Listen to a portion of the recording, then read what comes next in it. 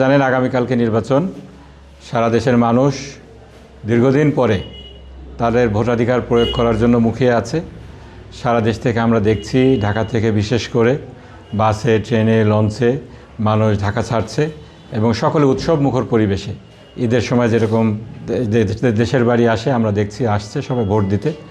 এরকম একটা উৎসব মুখর পরিবেশে আমরা দেখছি যে ২৪শে জুলাই পরবর্তীতে জনগণের মধ্যে সন্ত্রাস, চাঁদাবাজি, দুর্নীতি এগুলোর বিরুদ্ধে এক ধরনের সচেতনতা এবং গণজোয়ার আমরা লক্ষ্য করছি।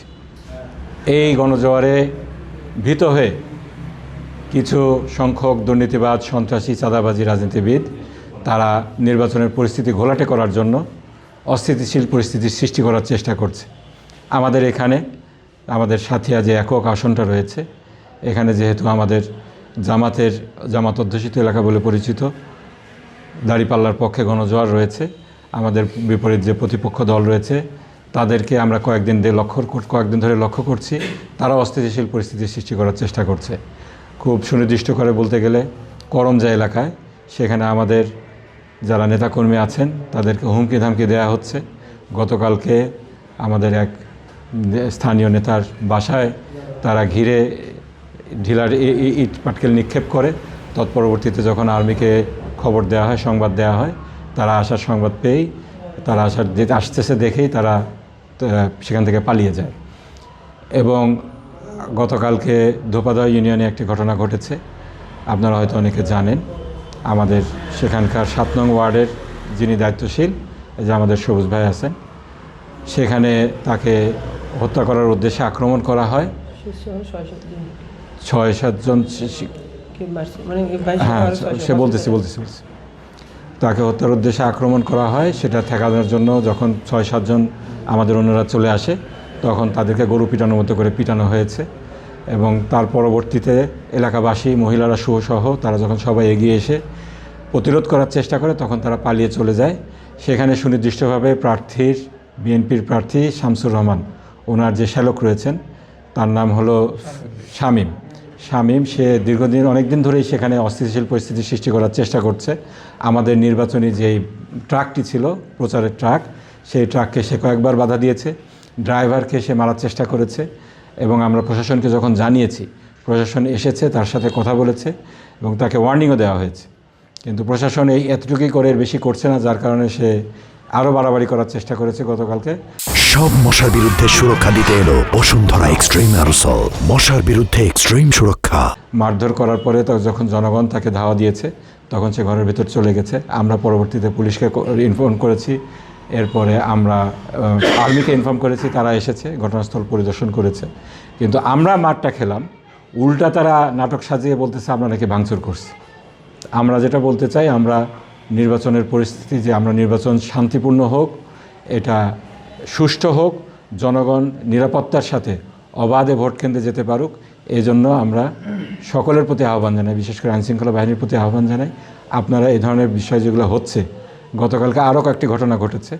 বন্দেরাম চরে আমাদের এক কর্মীর বাসায় আগুন দেওয়ার চেষ্টা হয়েছে এবং নাগডামরা ইউনিয়নে ভিটাপাড়া এবং কয়েকটা জায়গায় আমাদের কর্মীদেরকে মারধর করা হয়েছে। তো আমরা চাই নির্বাচনের পরিস্থিতি সুষ্ঠু থাক। বিএনপির লোকেরা, তারা কর্মী বাহিনী, তারা দেখছি সন্ত্রাসী বাহিনী, তারা গায়ে পায়ে পালা লাগিয়ে ঝগড়া করার চেষ্টা করছে। আমি জনগণের উদ্দেশ্যে একটা কথা বলবো আর প্রশাসনের উদ্দেশ্যে একটা কথা বলবো। জনগণের উদ্দেশ্যে যেটা বলবো, যে আপনারা দীর্ঘদিন ভোটাধিকার প্রয়োগ করতে পারিনি, আমরা কেউই পারিনি। এখন আমাদের সামনে একটা সুযোগ এসেছে, আপনাদেরকে ধৈর্যের চরম পরাকাষ্ঠা প্রদর্শন করতে হবে। তারা পায়ে পা লাগিয়ে ঝগড়া করার চেষ্টা করবে, কিন্তু আমাদের ধৈর্য ধরে কালকে ভোটাধিকার প্রয়োগ করার জন্য পরিস্থিতি যেন কোনোভাবে নষ্ট না হয়, এজন্য আমাদের সকলকে সচেষ্ট থাকতে হবে। সন্ত্রাসীরা যেন কোনোভাবে সুযোগ না পায়, সেটা আমাদেরকে নিশ্চিত করতে হবে। কোনো ধরনের যদি অপ্রীতিকর ঘটনা ঘটে, তারা আক্রমণের চেষ্টা করে, আমাদেরকে প্রশাসন বলেছে, তাদের নাম্বারগুলো অ্যাভেলেবেল করে দেওয়া হয়েছে, হটলাইন নাম্বার আছে। আপনারা সাথে সাথে আর্মির সাথে যোগাযোগ করবেন, পুলিশের সাথে যোগাযোগ করবেন, আমাদের সাথে যোগাযোগ করবেন। আমরাও প্রশাসনকে অ্যালার্ট করার চেষ্টা করব। প্রশাসন ব্যবস্থা নেবে, কেউ আইন নিজের হাতে তুলে নেবেন না। প্রশাসনের উদ্দেশ্যে যেটা বলতে চাই, জনগণকে আস্থায় নিয়ে আসার জন্য আপনাদেরকে দ্রুত ব্যবস্থা নিতে হবে। গতকাল ধোপাধার যে ঘটনা ঘটেছে তার আগেও আমরা দেখেছি ঘটনা ঘটার আপনারা আধা ঘন্টা 1 ঘন্টা পরে আসেন, ঘটনা শেষ হয়ে যাওয়ার পরে আসেন। এভাবে হলে জনগণের নিরাপত্তা বিঘ্নিত হবে। আপনাদেরকে খুব দ্রুততম সময়ের মধ্যে রেসপন্স করতে হবে এবং জনগণকে নিরাপত্তা দিতে হবে। যারা অপরাধ করছে, এই যে শামীম সাহেবের ব্যাপারে দীর্ঘদিন আমরা অভিযোগ দিয়েছি, আপনারা এসেছেন, বারংবার আপনারা তাকে ওয়ার্নিং দিয়েছেন, তারপরে তাকে ধরছেন না কেন? এটা আমাদের কাছে আমাদের প্রশ্ন, জনগণের প্রশ্ন। একটা ঘটনা যতদূর পানি অনেক দূর গড়ানোর পরে যদি আপনারা ব্যবস্থা নেওয়ার চেষ্টা করেন তখন দেখা যায় যে পরিস্থিতির বাইরে চলে যায়। এই জন্য আপনাদেরকে বলবো যে কোনো ঘটনার সাথে সাথে আপনারা ব্যবস্থা নেবেন, আইন শৃঙ্খলার ব্যাপারে কোনো ছাড় দেবেন না। আমাদের দলের কেউ যদি অপরাধ করে তার ব্যাপারে ব্যবস্থা নেবেন, আমাদের এখানে আমরা কোনো সুপারিশ করতে যাব না, কিন্তু বিনা কারণে কাউকে হয়রানি করবেন না আর জনগণকে আপনারা প্রোটেকশন দেবেন।